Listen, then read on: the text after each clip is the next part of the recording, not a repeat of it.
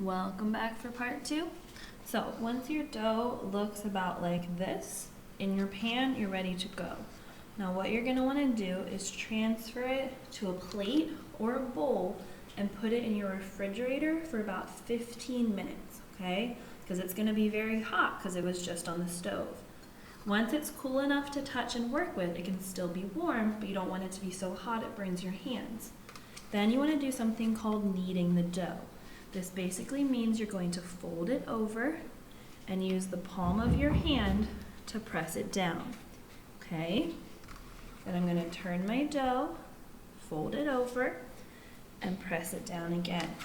This will help the dough to be a lot smoother and to stay together a lot better, so you get a much nicer Play-Doh to work with, okay? Now, when you're happy with it, and you really like your Play-Doh, then there's many things you can do. Just like normal Play-Doh, you can build basically anything you want, or you can just use it to poke and stress relieve and have fun. It's really up to you, okay? You can knead it for as much time as you want. Definitely knead it at least 10 to 15 times, if not more. If you want to make other colors of Play-Doh, you can then mix your colors together to create all kinds of things. The more you mix it, the better it will become and the softer it will become, okay? See how nice and soft that is? Now, one thing I really like to do is use cookie cutters. If you have some of these at your house, or you could even try to make some out of some kind of recycled material, but these are really fun for making different shapes, like a heart, okay? Now you can let this dry out, so if you'd want to keep this, you could even poke a hole in the edge using a straw so you can hang it by something.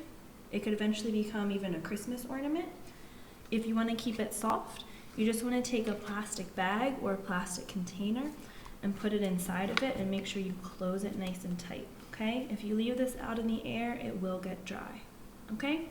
Another thing you might want to do is, if you want to make it smell really good, you can add different scents to it. So if you have essential oils in your house, or you have something like cinnamon or peppermint oil, okay, you can add little bits of this or even vanilla, and it'll make your dough smell really good. Now, I would not recommend eating this because it won't taste good, but if you eat it, it won't hurt you because it's made with all natural ingredients, okay? So have fun with your Play-Doh and see you next week.